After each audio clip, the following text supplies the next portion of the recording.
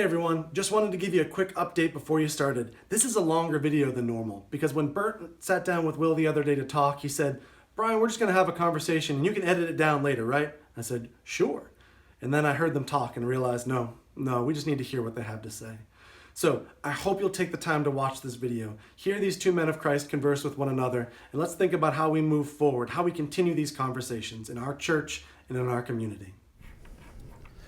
Well, I'm here today, and I am excited to be able to come into this situation and welcome into a conversation someone that I've known for about 3 years now. We've become friends. We didn't know each other at all about 3 years ago, 3.5 years ago, right. And we have been able to come into this situation. And Will Robinson, Will is a member at Ebenezer Baptist Church.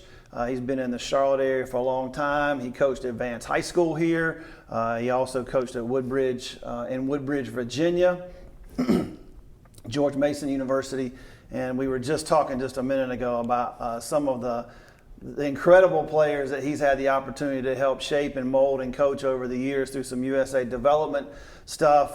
Some guys like Carmelo Anthony and Kobe Bryant and Kevin Love when they were younger, and coming along in some camps and things that he coached at and he did the teaching at, which is just incredible to me that he has had that kind of influence. And even today, he is not a retired person. He is still coaching and shaping and impacting young lives and young athletes here in our Charlotte area and all over our country. So, Coach, I just want to welcome you here and thank you. How you doing today? Thanks, Bert. Glad to be here. And thanks for inviting me. Yes, sir. I'm doing great, actually. I'm doing great, and excited about the opportunity just to sit down and converse with you about some of the issues that, that we face today. So. Yeah. Well, I just kind of want to lay a little bit of the groundwork for people who might see this. Okay. Several years ago, there was a man from our church, Ken Beasley, a man from your church, Ivan Lowe, who had become friends. They had coached ball together Right. with their sons. And we were doing some very similar things at our churches. And they said, hey, we need to get together, get our men together from these two churches, and let's see what happens. And so that's how it all started about 3 years ago. In 2017, we had our first men's conference. And I remember you guys at Ebenezer kind of led it and gave direction to that. And the theme of it was being better together, that we are better together. Yeah. And it has just grown from there. And I'm just thankful for all that we've been able to do. We've worked on a Habitat House together, men from the two churches. We've had some other men's conferences, men's forum this past February that was really already beginning to dig into Right. these issues and these things that we're dealing with around racial and social justice and inequality, and what that means and how to, as individuals, we can make a difference. I just want to say, and again, thank you for being here, but I just have learned a lot from you. I've seen you look beyond the outside of a person, whether it's their skin color, whether it's how they're dressed, something that they're using on the outside to represent themselves. I've seen you look past that to, I think as Dr. King said, to look at the character of the man inside. Absolutely, yeah. And I've heard you talk about that, and I've seen you live that out. And so I just want you to know that I've learned a lot from you in these 3 years, these short 3 years, and I appreciate that. I appreciate the way you've welcomed me into your church and into your life, and so I'm thankful for that. Well, the feeling's mutual. Well, thank you. I want to ask you, though, in the midst of all that's happening in our country over this last month or so, how are you feeling, and what's kind of been going through your mind and through your heart during this time? Well, we've talked before, Bert, and, the word anger comes up an awful lot, and I think I shared with you before in conversation that it's not so much anger anymore for me. This is nothing new for me and many African Americans, what we're going through here.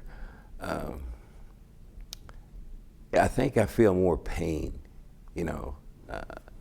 because I obviously I'm a bit older than you, and grew up in Central Virginia. And as a child, a teenager, or even before a teenager, our community was the then the racial divide was more than you can imagine. The intensity, the racial intensity was, as I think about it now, was something that, one, you just had to live through and deal with.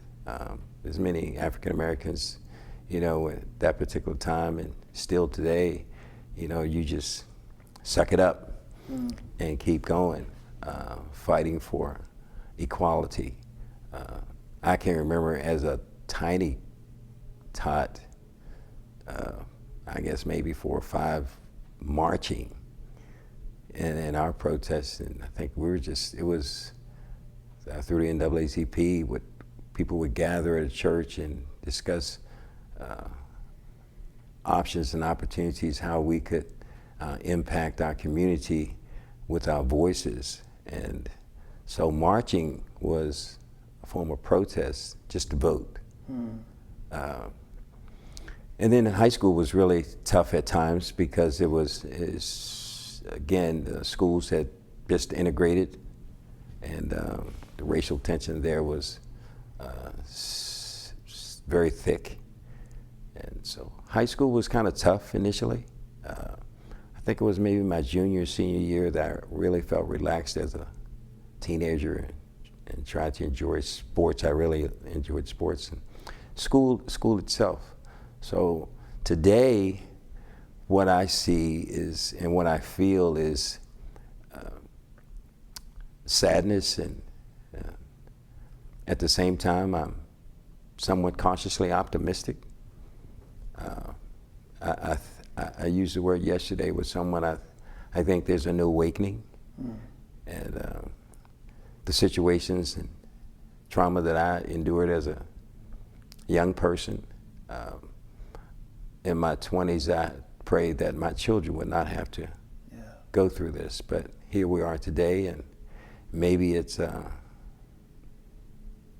young people today will make eventually help our country make that change that needs to be made.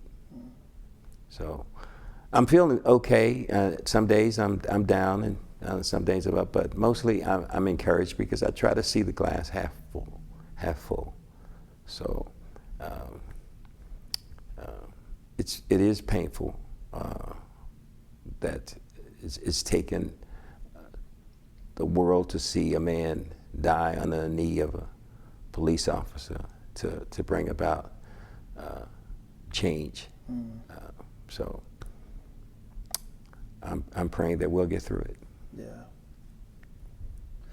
So I didn't know you back in your coaching days and your younger days, but again, everything we go through, I think, brings us to who we are. So I can look at and see you and see the way you interact and talk to people and deal with people now, and know that that may have been something that has grown and matured over the years. Right. I hope that's what's happening with me, myself, but I got to believe that some of that was there even when you were younger and you were coaching.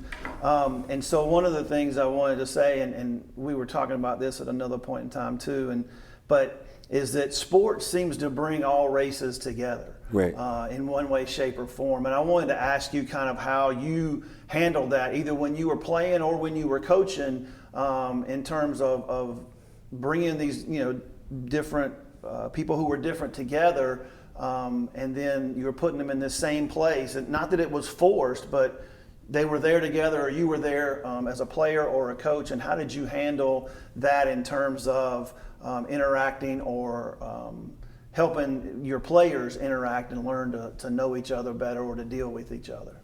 Well, I think with my experience in playing college sports as well, I began to learn how to interact with white people. I had great teammates, and as I graduated from college and I moved into the coaching field, I always felt it was my obligation, no matter whose child that I coached, to help try to impact their lives in a positive way, and to teach them how to conduct themselves morally, how to be competitive, not just on the court, but off the court, academically, because life is bigger than the game. And it was the fact that I had white players, black players. I wanted to treat them all the same. I wanted them to learn how to get along, and I wanted to understand that this world it's not a black world or a white world. It's a very diverse world, and they at some point in time in their maturation process will have to learn how to deal and maneuver their ways through life, dealing with all sorts of people. So I think coaching helped me more than anything in that realm of how to get along and teach other people how to get along, no matter what the skin color, because we all have to live in this world together. Yeah. You know, so. You were telling me at one point or one time about, at least it seemed like you were very intentional at one point about hiring some white coaches. And so tell me, we've got a common friend in Ivan Lowe, and Ivan talks all the time about you got to be intentional about the things you do. And so it seems like you were intentional and purposeful in doing that. So can you talk a little bit about that? Well, when I was at Woodbridge High School, it was predominantly white. I think maybe 60-40. And my first team there was, I started 5 white kids. And ironically enough, we pretty successful our second year. And I remember the superintendent brought us in and honored us because we had won a conference championship. And then on the way out, I'll share this with you. On the way out, he said, I don't know how many championships you're going to win with all white kids. So I thought that was funny at the time. And but I wanted our kids we had a great mixture of kids in regards to race. And I wanted our coaching staff to reflect that. Okay. And I wanted our kids to see that we could do this together. I wanted people in our community to see that we could do this together. I have had an all-black staff. I think when I came to Vance, after my 4th or 5th year, I think we did, but I wasn't intentionally hiring just black people. It was just who was available. But initially, when I first started at Woodbridge, it was intentional. I wanted our kids our staff to reflect what our team looked like. And I wanted our community and the kids in our school and whoever attended our games to see that, and that we could do it together and be successful. So that was my thought process behind that at the time. Yeah.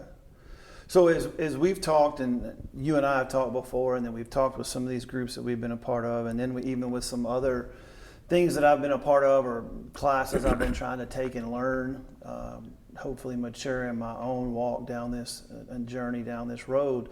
One of the things I've learned is that I think there's things that we choose to do or be a part of, or how we're going to approach things, right? So sometimes there's a personal way we look at things or how we deal with things. Right. Then there's a systemic way, or there's things that are broader than just the personal. And so, one of the things you had talked to me a little bit was that, a couple of those coaches, you had said when you hired them that they might have been a little apprehensive or a little anxious, whatever, as to, well, how is this going to work out? How is it going to go? And so I was sharing with you that last Friday, I went down and I've got a friend that I played football with in high school, Lee Staten, and he lived here all his life, lived in North Charlotte, has been through the changes and of everything that have happened down in the North Charlotte, Noda area. He's got a barbershop still over off of 36th Street, Bernard Avenue. And so I had called Lee up, and we've kind of reconnected in the last year or two, and just said, Lee, can I come hang out with you at the barbershop?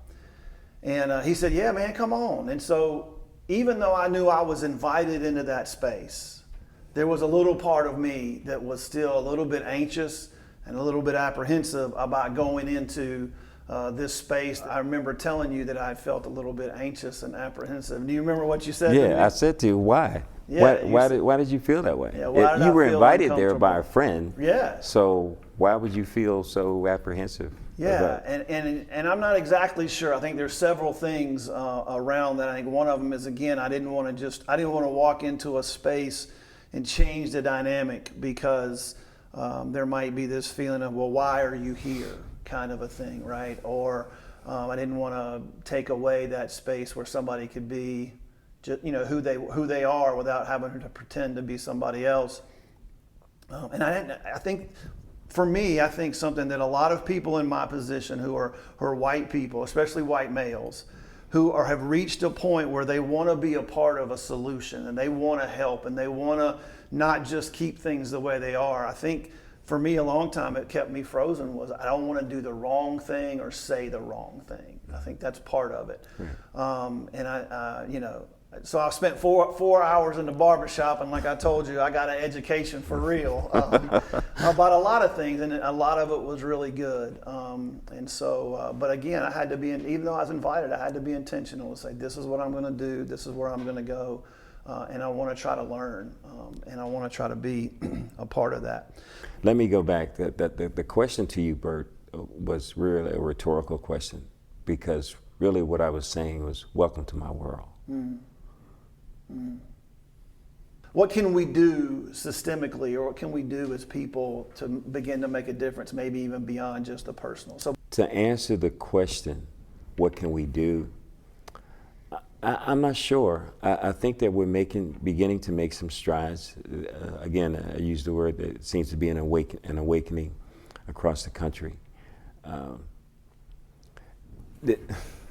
The only thing that I can hold on to now in regards to what we can do is continue to converse and continue to share and break down barriers together, be open and honest about who we are and what we are and how we feel. But what I hold on to most, Bert, is 2 Chronicles, 7th chapter, 13, 14, it says, if my people who are called by my name, those of us who are Bible-believing Christians especially, would humble themselves and pray, which I think is first and foremost, and seek my face and turn from their wicked ways, the ways of the past, that I would hear from heaven, forgive them of their sin, and heal their land. yeah. That's what I hold on to most. Okay. That maybe this is the beginning of a healing process, because God has said in His Word that if you seek Him and pray, that He would speak to the Father and He would heal the land. So I hold on to that most, more than anything. That's what I'm holding on to. Yeah. And I think that all the things that we do in our communities and people just being very honest about where they are in life and how they feel. And, African Americans for the most part have, again, this is nothing new. Yeah. So I said before that in order for us to make the radical change that's necessary in our communities and across this country, that I think I said to you in an email that the majority has to step up to the plate and say, this is wrong. Yeah. And now that we're seeing some of that happen, that's where I'm becoming more encouraged. Yeah. How that forms in legislation and all those political avenues, I have no idea. But I do know this. legislation can't change the heart of a man. Right. And when the change comes, it has to come through the heart of a man. Yeah. First through the mind. Paul reminds us that has to be a renewing of the mind. Right. And if our mindset changes about how we view people as just human beings and treat people, quote, the right way, Right. then we'll make progress. Yeah. So speaking of that, with the renewing of our minds or changing, our hearts changing, our minds changing, I think that we've talked about this before. That, and I think Dr. King said this.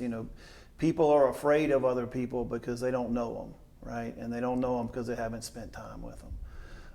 And so that's what's happened with us. It wasn't that I was afraid of you, right, but we've spent time together and we've done these things. We've brought our churches together, and I think there's this growing, of now when we see something, or hopefully when people, who have participated in these things with us see things, they don't just think, well, that's a group of black people. That they think about Will Robinson or Ivan Lowe or Ivory Watson or Richard King or Kenny Parks or other right, people, because we've been in partnership, we've been in close proximity, we've gotten to know each other, and so I'm hoping that that's what we can continue to do. I know that our churches are going to continue to do this. Exactly. We're personally going to continue to do this, so I think that's where it starts. But as we wrap up, as we get ready to leave and kind of close this conversation, what are one or two resources or things? Because I think sometimes people are, again, they're apprehensive to step into something. And so what's something that maybe they could do on their own right where they are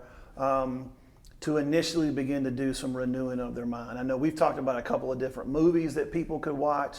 One of them being, just came out not too long ago, called Just Mercy. And of course, the one that's been playing a lot here lately, Selma. yeah. And there was one you were talking about the school board. Best of Enemies. Yeah, Best of Enemies. Yeah, that's a good movie that you could possibly watch. Yeah. I just think reading, and understanding, for the most part, I think, well, I'll just speak for myself. I think that my thought process is that if you